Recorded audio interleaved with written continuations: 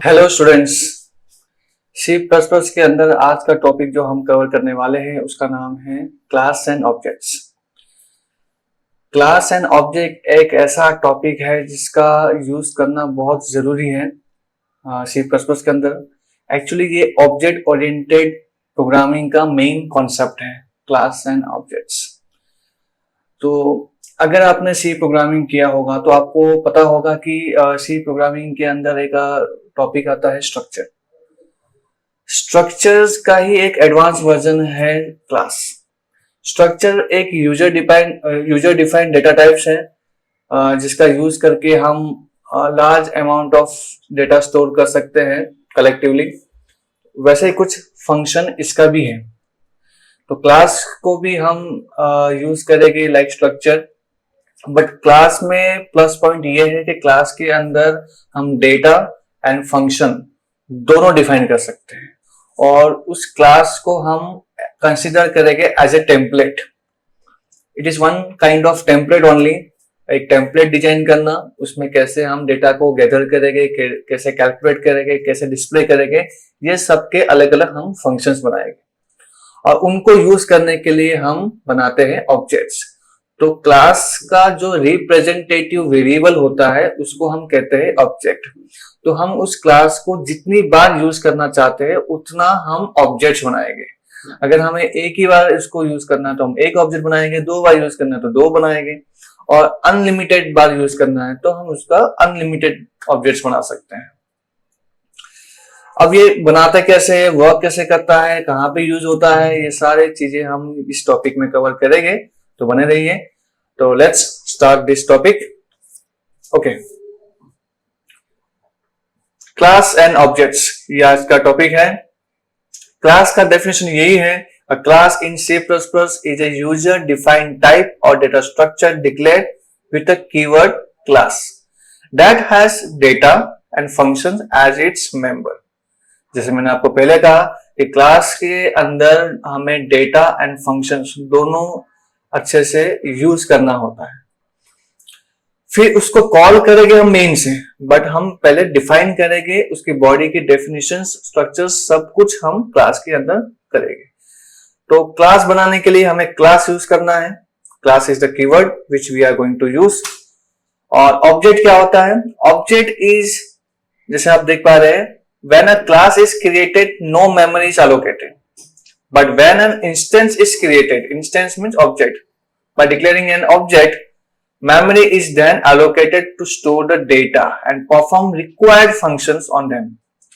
जैसे हम ऑब्जेक्ट बनाते हैं तो एक मेमोरी ऑक्यूपाई हो जाती है। क्लास के अंदर जितने भी वेरिएबल्स आपने लिए होंगे सबका मेमोरी कैलकुलेट करके टोटल एक मेमोरी बनती है एक ऑब्जेक्ट की। तो आप यूं समझ लीजिए कि कंप्यूटर सिस्टम के अंदर एक मेमोरी बॉक्स क्रिएट हो रही है। जितना आप ऑब्जेक्ट बना रहे हैं उतने बॉक्स क्रिएट हो रही है। एक बॉक्स की जो मेमोरी साइज होती है total of the variables which are used in the class. Next हम ये देख रहे हैं कि एक्सेस मॉडिफायर क्या होता है। एक्सेस मॉडिफायर और you can say access specifier, both are meaning same, define how the member of the class can be access. Class के अंदर जितने भी मेंबर्स है उसको एक्सेस करने के दो तरीके होते हैं, या तो पब्लिक या तो प्राइवेट। अगर कुछ भी ना लिखो तो प्राइवेट माना जाएगा, बाय डिफॉल्ट ये प्राइवेट ही होता है। लेकिन अगर आपको पब्लिकली एक्सेस करना है तो आप पब्लिक लिखोगे। अब पब्लिक प्राइवेट का एक्चुअल मीनिंग यही है, सिंपल सा, जैसा नाम है वैसा काम है। प्राइवेट अगर आप यूज करते हैं डेटा को तो आप क्लास के बाहर उसको एक्सेस नहीं कर सकते। आपने एक रिस्ट्रिक्शन रख दी कि कोई भी इसको क्लास के बाहर यूज नहीं कर पाएगा। तो कुछ वेरिएबल अगर हमें रिस्ट्रिक्ट करना हो तो आप कर सकते हैं, अदरवाइज आपको कोई रिस्ट्रिक्शन नहीं रखना है तो पब्लिक ही आप रखो, बेस्ट रहता है। देखिएगा इसको कोड के थ्रू। तो ये सिंटैक्स यहाँ पे समझाया गया है, कैसा लिखना कैसा है। सबसे पहले क्लास लिखना होता है, क्लास का नाम जो भी रखना हो रख दीजिए।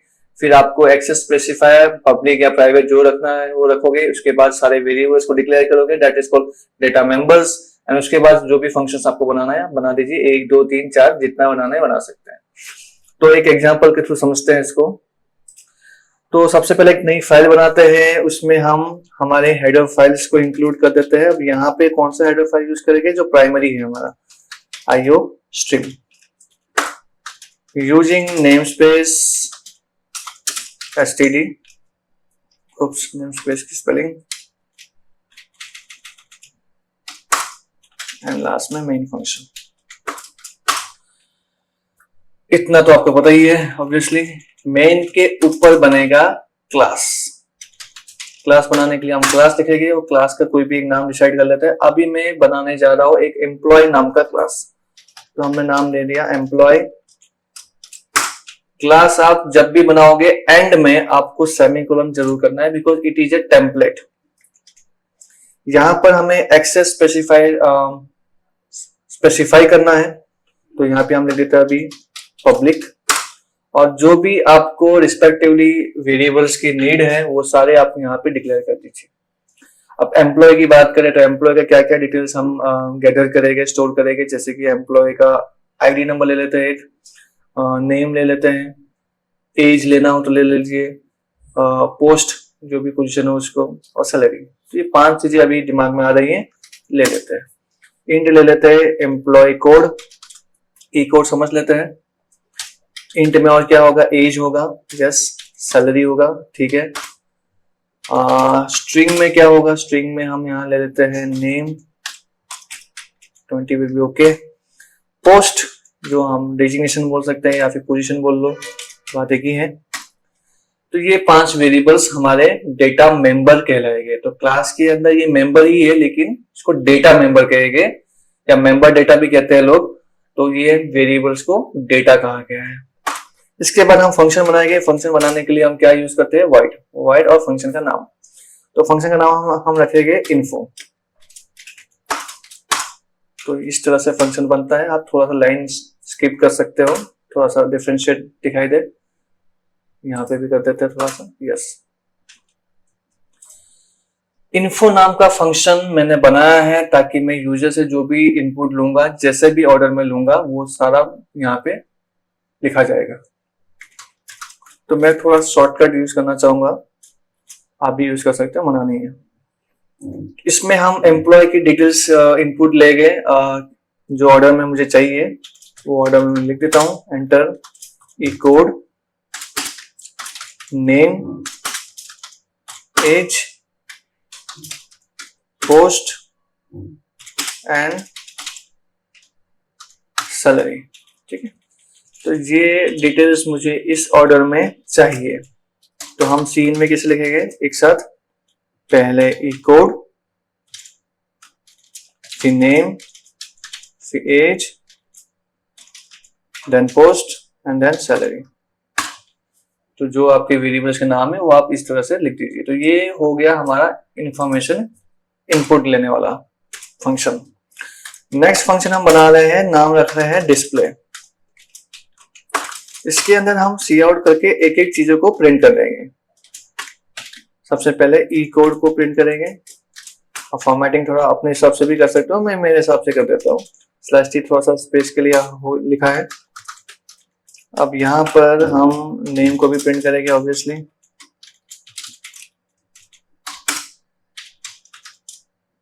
नेम के बाद क्या प्रिंट करेंगे, एज,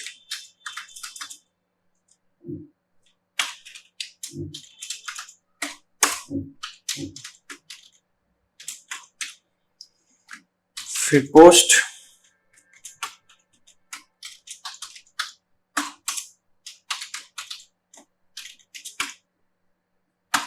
लास्ट में salary.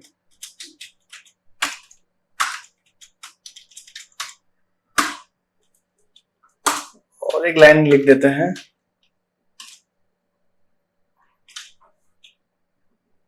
This is just separation करने वाले लाइन है। तो ये हमारा एक टेम्पलेट रेडी हो गया एम्प्लॉय क्लास का। यहाँ पे हमारा एम्प्लॉय क्लास एंड होता है। यहाँ पर मेन के अंदर हमें क्या करना है, अगर फिलहाल इसको हम सेव कर देते हैं और रन करेंगे तो क्या होगा, रन तो हो रहा है बट अंदर कुछ आ नहीं रहा है, आउटपुट में एम्प्टी ब्लैंक है, because main is empty. Main में कुछ लिखा ही नहीं हमने, तो मेन में लिखना जरूरी है। तो मेन में हम बनाते हैं क्लास का ऑब्जेक्ट। क्लास का नाम है एम्प्लॉय, तो हमने लिख दिया यहाँ पे एम्प्लॉय E1 E2, ये 2 वेरिएबल्स मैंने यहाँ पे सेट किए हैं। ये 2 वेरिएबल का मतलब है मैंने क्लास के 2 ऑब्जेक्ट बनाए। तो 2 मेमोरी बॉक्स बन चुके हैं कंप्यूटर सिस्टम के अंदर। पहले ऑब्जेक्ट लिखकर मैंने डॉट किया तो मुझे सारे मेंबर वेरिएबल और यू कैन से member data and member function सब कुछ दिखाई देना शुरू हो गया। तो इसमें से मैंने चूज करना है इन्फो। तो ये इनपुट प्रोसेस शुरू होगा फर्स्ट एम्प्लॉय का। सिमिलर E2.info लिखने से सेकेंड एम्प्लॉय की इंफॉर्मेशन पूछना शुरू कर देगा। उसके बाद अगर मैंने E2 डॉट डिस्प्ले किया तो वो सेकेंड एम्प्लॉय की डिस्प्ले पहले करेगा डिटेल्स, और फिर मैंने लिखा E1 डॉट डिस्प्ले तो फर्स्ट एम्प्लॉय की जो इंफॉर्मेशन है वो डिस्प्ले करेगा उसके बाद। ठीक है, एक बार इसको रन करके जरूर देखेंगे। तो ये रन हो चुका है। यहाँ पे हम कुछ कोड नंबर लिखेंगे 101, यहाँ लिखिए अजय, एज, पोस्ट, सैलरी। दूसरा एम्प्लॉय इंफॉर्मेशन, तो कुछ भी इंफॉर्मेशन हम यहाँ पे अभी पुट कर रहे हैं। तो यहाँ पे आउटपुट देखिए, आउटपुट में हमें सबसे पहले सेकेंड एम्प्लॉय की इंफॉर्मेशन मिल रही है, उसके बाद हमें फर्स्ट एम्प्लॉय की इंफॉर्मेशन मिल रही है, क्योंकि हमने लिखा ही कुछ इस ऑर्डर में है। अब मान लीजिए मुझे ऐसा करना है कि ये एम्प्लॉय का सैलरी फर्स्ट और सेकेंड एम्प्लॉय की सैलरी, या सेकेंड या फर्स्ट जो भी है, जो भी एम्प्लॉय की सैलरी है, जितने भी एम्प्लॉय है सबका मिलाकर टोटल हमें दिखाना है। तो उसके लिए क्या करना होगा, तो उसके लिए हमें मेन के अंदर ही कुछ करना होगा। और वो हम यहाँ पर एक वेरिएबल ले लेते हैं T for total, E1 dot salary plus E2 dot salary. तो ये दोनों एम्प्लॉय के सैलरी को इस प्रकार से हमें ऑपरेट करना है, इस प्रकार से एक्सेस करना है एक्चुअली। यहाँ हम लिखेंगे टोटल सैलरी इज टी। तो देखिए हम रन करके देखते हैं क्या आउटपुट आता है। नाम कुछ भी रख सकते हैं।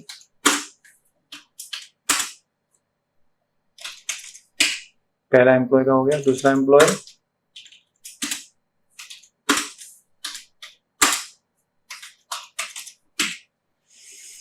तो यहां पे देखिए टोटल आ चुका है। तो इस तरह से हमें आउटपुट में सही आंसर मिल रहा है। ठीक है,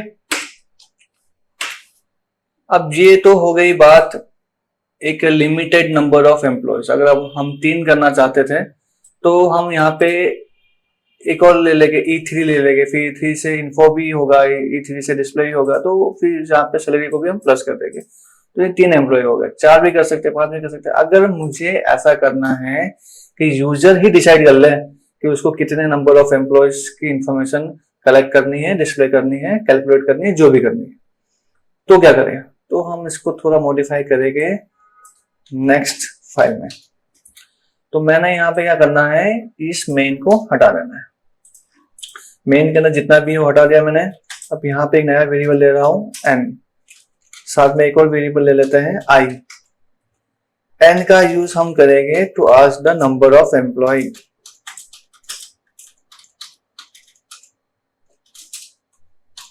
और यहाँ पर n हमें मिल जाएगा। n मिलने के बाद हम यहाँ पे लूप चलाएंगे, लेकिन उससे पहले जस्ट एम्प्लॉय का ऑब्जेक्ट बना देंगे। तो e करके वेरिएबल ले लेते हैं, आप कोई भी नाम रख सकते हो, योर चॉइस। ये एक एरे बन गया, एरे ऑफ ऑब्जेक्ट्स। ये बहुत इंपॉर्टेंट पॉइंट है, इसको आप भूलना मत। इसका यूज इस तरह से हम करेंगे तो हमें जो नीड है वो इजीली फुलफिल हो जाएगी। लूप चला दिया है। अब यहाँ पे हम करेंगे e of i dot info.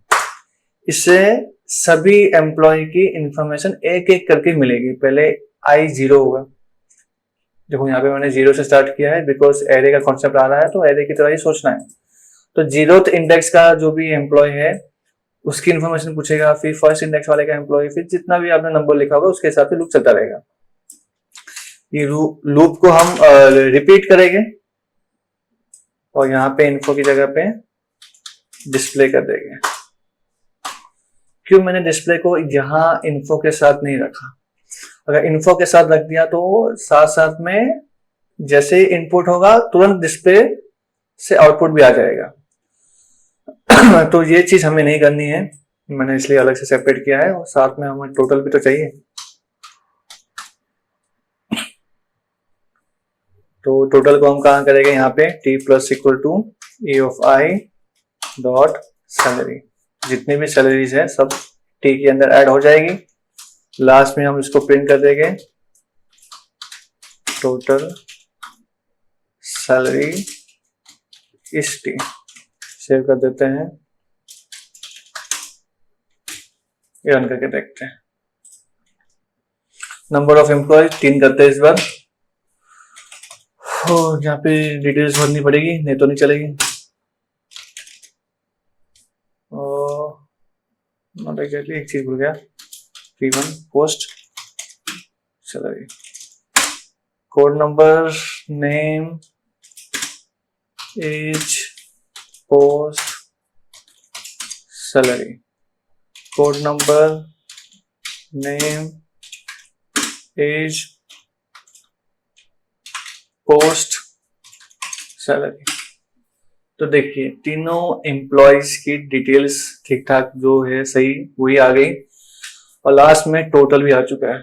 तो होप आपको ये अंडरस्टैंडिंग अच्छे से हो गया होगा क्या क्लास और ऑब्जेक्ट का मीनिंग है। ये बहुत इंपॉर्टेंट है, इसको समझना जरूरी है।